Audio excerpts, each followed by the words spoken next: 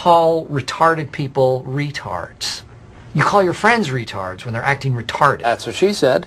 That's what she said. That's what she said. That's what she said. That's what she said. That's my joke. Damn it, Dwight. Nobody likes beets, Dwight. Why don't you grow something that everybody does like? You should grow candy. Merry Christmas! Ho, ho, ho, pimp! I want people to be afraid of how much they love me. Nice job, Bill. Not. I worked in a fast food restaurant to save up money for school. And then I've lost it in a pyramid scheme. How long does it take for you to do something simple every day, like brush your teeth in the morning?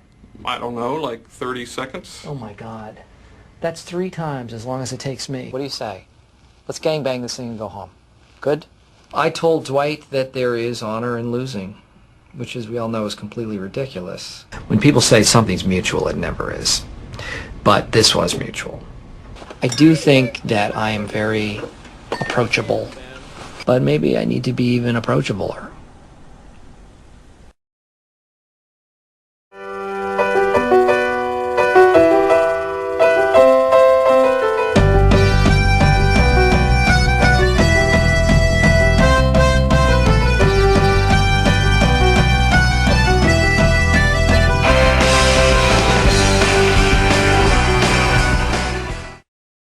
Emotional intelligence is critical for effective leadership, critical for effective teamwork, critical for effective customer service, and critical for effective sales.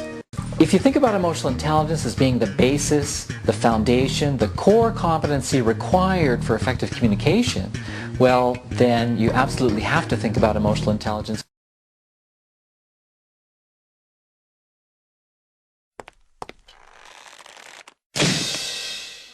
The 3 pillars of our pyramid are communication, integrity, and teamwork. Question: since when do pyramids have pillars? Answer: shut up. Problem: all of my team members are idiots. If I communicate my honest opinion of their ideas, I won't be a team player. But if I pretend to agree with their bad ideas, I won't have integrity. So instead of being a pyramid, can I be a 2-legged stool like you? Wow, that was much better than my pillar question. Aren't I on your team?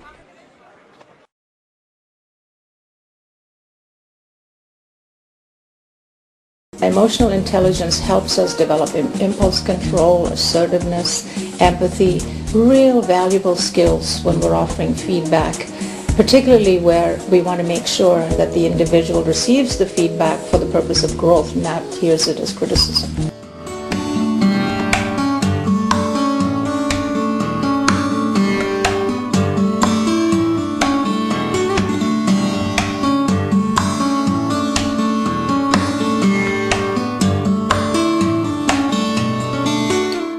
But you know what I'm talking about. You're at your office, somebody comes in with a black cloud over their head, and you start to think, my gosh, what did I do? They're upset with me. And we start to awfulize. And you see, emotions are infectious. If your staff, and this is a really key point, because it's not just about you, right? It's not just about you and your relationship with that client. It's about what's your team like? Are they feeling like they can really make a difference, that they believe in the value proposition, that they feel good about what's going on in your business? And that's driven by one thing, the relationship between you and them.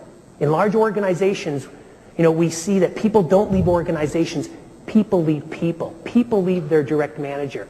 And the relationship between you and your staff is not about IQ, it's not about technical skills, it's about emotional intelligence. We do studies of high-performing CEOs at the U.S. Navy, commanding officers. You know what we find? They don't use command and control.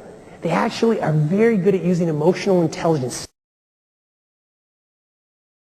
Do you know, if I studied each of you, you and your spouse, today, we could predict with 94% accuracy, that's huge predictive validity, 94% accuracy, which of you would still be together in a happy, loving relationship 5 years from today based on one EQ competency. Do you know what that is? How skillfully we air our grievances. How skillfully we air our grievances.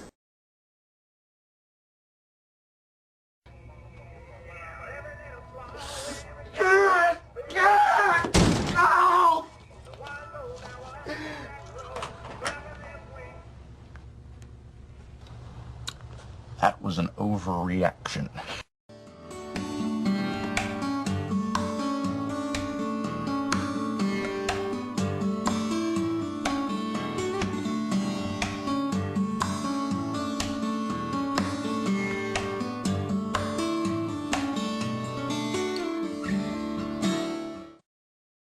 Well, the question is, what makes a person able and capable in crisis to stay cool? Is that just something you're born with, or is it something you learn? And to some extent, people are born with a given temperament. There are three kinds of emotional differences that you see in people, stylistic differences, that show up pretty much from birth. One is that some people are very quick to anger or anxiety, and some people very slow. Some people experience their distressing emotions with very strongly. Some people don't experience them that deeply, rather lightly. And then the third is some people take a long time to recover, stays with them, 2 in the morning, they're still thinking about whatever it was that upset them. And other people are able to drop them pretty quickly, just to let it go.